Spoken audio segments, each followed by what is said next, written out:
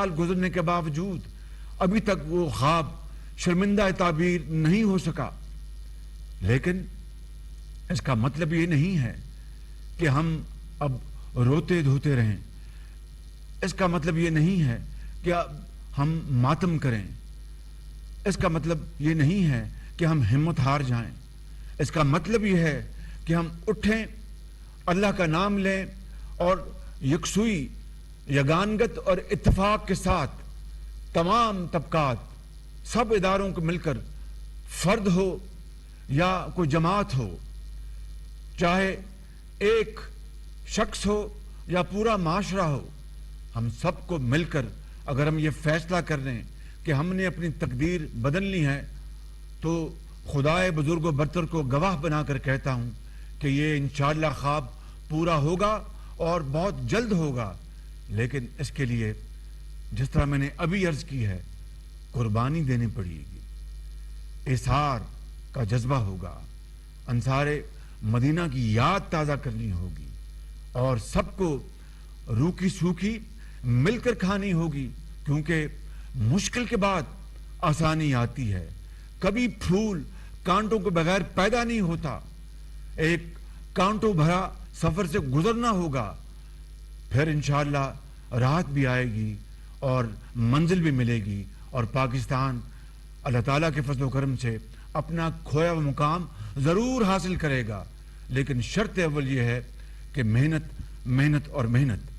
لہذا میں آج اپنے صاحب ثروت افراد کو, بزرگوں کو, نوجوانوں کو, بھائیوں کو, بہنوں کو, میں ان کے اس جذبہ اخلاص پر سلام پیش کرتا ہوں, اور آج سخاوت کے حوالے سے ان کے اس کردار پر میں ان کو مبارکباد پیش کرتا ہوں کہ اس غیر معمولی حالات میں وہ احساس کرتے ہوئے اور صدق کے دل کے ساتھ آگے بڑھیں گے.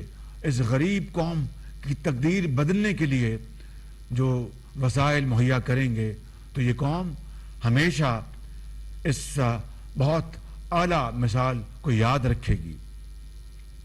اس کے لیے آج یہ فیصلہ کیا گیا ہے کہ بڑی صنعتوں پر فی الحال 10% سپر ٹیکس یعنی پاورٹی ایلیویشن ٹیکس, مطلب کہنے کا ہے کہ غربت کو, میں ختم کا لفظ استعمال نہیں کر رہا, غربت کو کم کرنے کا ہم ٹیکس لگا رہے ہیں صاحب حیثیت لوگوں کے اوپر, ان کی جو صنعتیں ہیں, ان کے جو شعبے ہیں, اور ان میں یہ شعبے شامل ہیں سیمنٹ, سٹیل, چینی کی industry, sugar industry, oil and gas, fertiliser, LNG terminal, textile, banks, banking industry, automobile industry جو گاڑیاں بناتی ہیں, اور سگریٹ مینوفیکچرنگ انڈسٹری.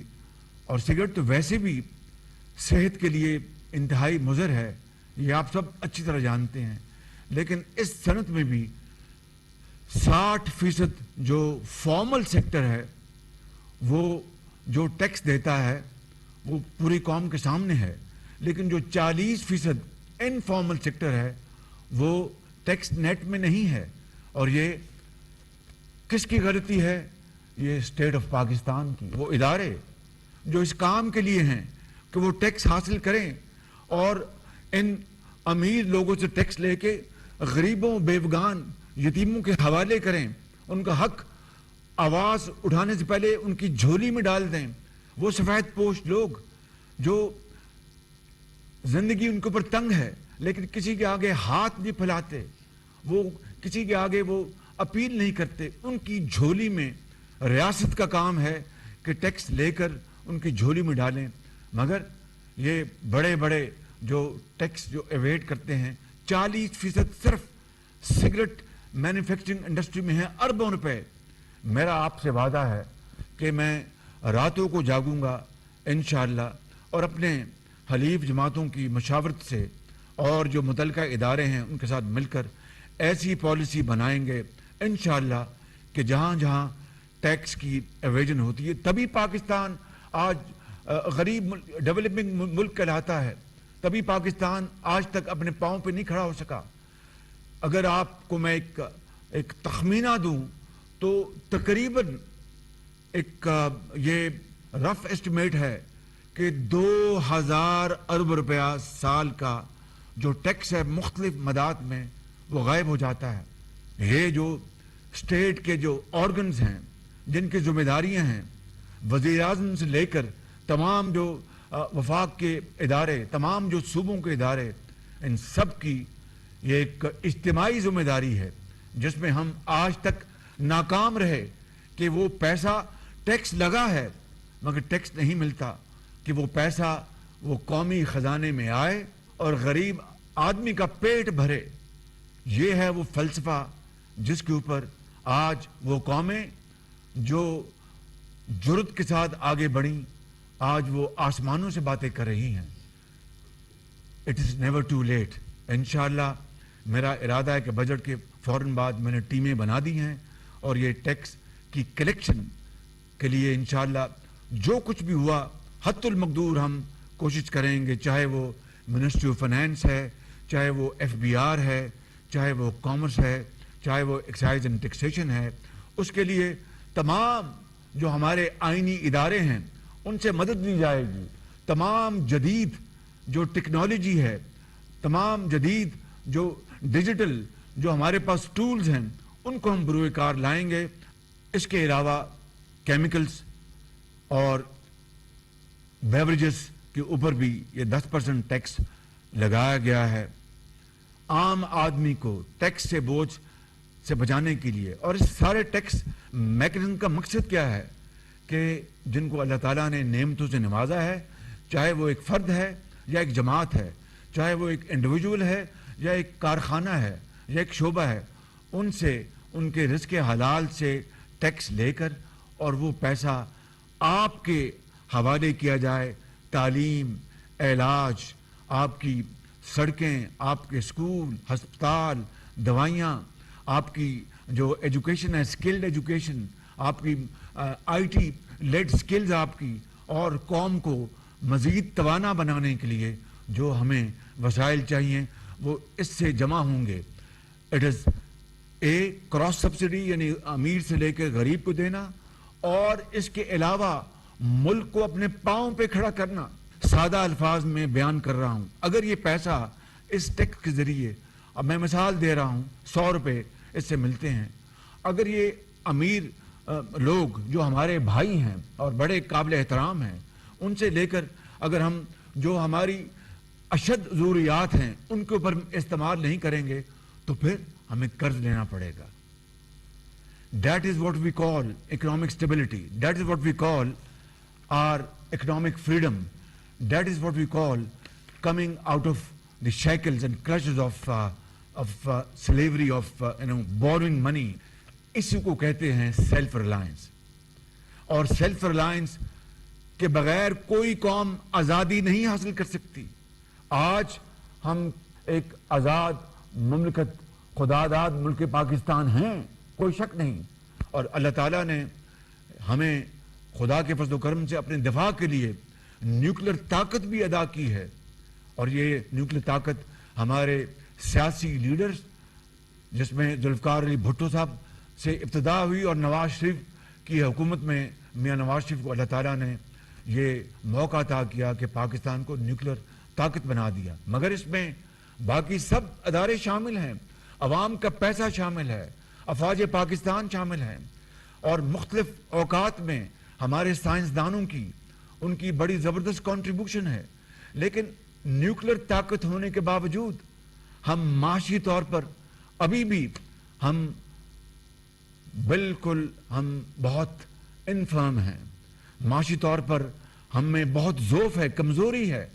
اس کو دور کرنے کے لیے ہمیں قومی وسائل ہمیں جمع کرنے ہوں گے۔ ان ذخائر کو استعمال کرنے کے لیے ہم نے جان لڑائی ہوتی، ہم نے دن رات ایک کیا ہوتا، جس طرح اللہ معاف کرے کہ ہم آپس میں لڑتے ہیں دن رات۔ اس لڑائی کو ختم کر کے ہم غربت کے خلاف لڑائی لڑتے، ہم ادھار کی زندگی کو ختم کرنے کے خلاف جنگ کرتے، ہم پاکستان کی جو معیشت کو مستحکم کرنے کے لیے جنگ لڑتے، زراعت کو توانائی بخشنے کے لیے جنگ لڑتے، تو آج خدا داد ملک پاکستان کی یہ حالت نہ ہوتی. لیکن انشاءاللہ it is never too late. آج ہمیں غربت کی دیوار گرانی ہے، آج ہمیں بے روزگاری کی دیوار گرانی ہے، آج ہم نے نفرتوں کی دیوار گرانی ہے، آج ہم نے محبتوں کے پھول پیدا کرنے ہیں اور کانٹوں کو ہم نے ختم کرنا ہے. وہ کس طرح ہوگا؟ وہ تھرو ایک گرینڈ نیشنل ڈائیلاگ. وہ کس طرح ہوگا؟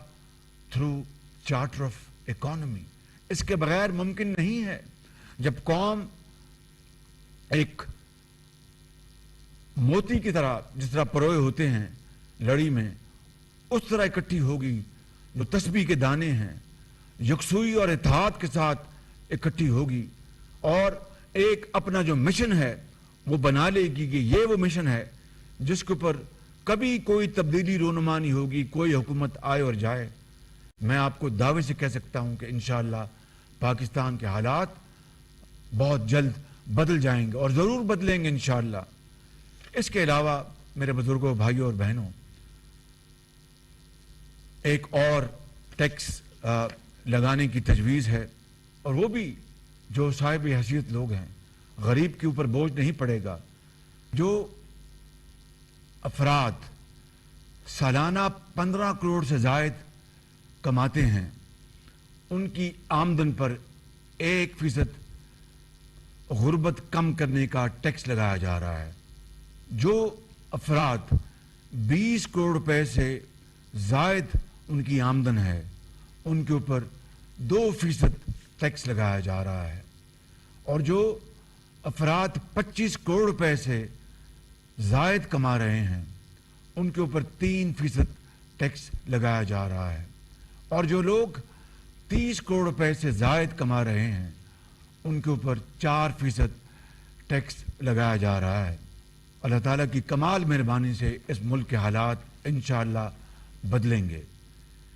میرا ایمان ہے کہ پاکستان کی معاشی ترقی، غریبوں کے حالات بدلنے کے لیے آج ہم نے جو اقدامات کیے ہیں ان کے نتیجے میں نہ صرف پاکستان کے خزانے میں انشاءاللہ اضافہ ہوگا بلکہ غریب کی زندگی میں آسودگی آئے گی اور بے روزگاری اور معاشی بدحالی کے بوجھ کم ہوں گے، اور پاکستان معاشی خود انحصاری یعنی سیلف ریلائنس، جس طرح میں نے کہا کہ کبھی کوئی قوم سر اٹھا کر وہ دنیا میں زندگی بسر نہیں کر سکتی جب تک کہ وہ معاشی خود انحصاری حاصل نہ کر لے. وہ قوم کبھی بھی آزاد نہیں ہو سکتی. اس لیے یہ اقدامات جو ہم نے آج جن کا فیصلہ کیا ہے وہ خود انحصاری کی طرف اور سیلف ریلائنس کے حوالے سے، خود انحصاری کے حوالے سے یہ پہلا بڑا قدم ہے انشاءاللہ. اور اس معاشی ترقی کا اصل فائدہ غریب عوام، متوسط اور کمزور طبقات تک پہنچے گا انشاءاللہ. یہ ہے پاکستان کی حقیقی خود مختاری، یہ ہے پاکستان کی خواب کی اصل تعبیر. میں آخر میں اپنی بات ختم کرنے سے پہلے وہ اشعار پڑھنا چاہتا ہوں کہ دیپ جس کا محلات ہی میں جلے، دیپ جس کا محلات ہی میں جلے، چند لوگوں کی خوشیوں کو لے کر چلے. دیپ جس کا محلات ہی میں جلے، چند لوگوں کی خوشیوں کو لے کر چلے، وہ جو سائے میں ہر مصلحت کے پلے، ایسے دستور کو صبح بے نور کو میں نہیں مانتا، میں نہیں جانتا. قائد اعظم زندہ باد، پاکستان پائندہ باد، پاکستان کے عظیم عوام زندہ باد.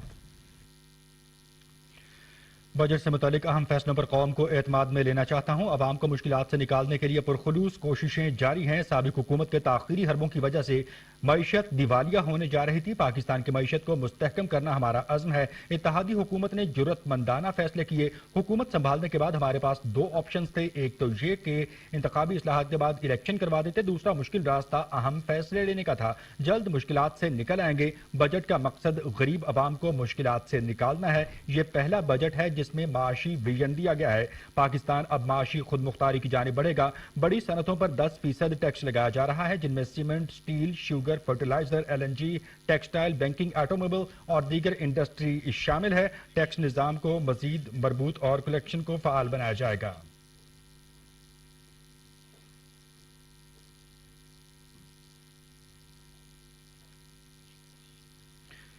جدید ٹیکنالوجی کو اس سلسلے میں بروکار لایا جائے گا. 15 کروڑ سالانہ کمانے والوں پر 1% اور 20 کروڑ سے زائد آمدن پر 2%، 25 کروڑ پر 3% اور 30 کروڑ سالانہ کمانے والوں پر 4% ٹیکس لگایا جا رہا ہے. وزیر اعظم محمد شہباز شریف کی معاشی ٹیم کے اجلاس کی صدارت کے بعد گفتگو آپ ملاحظہ کر رہے تھے.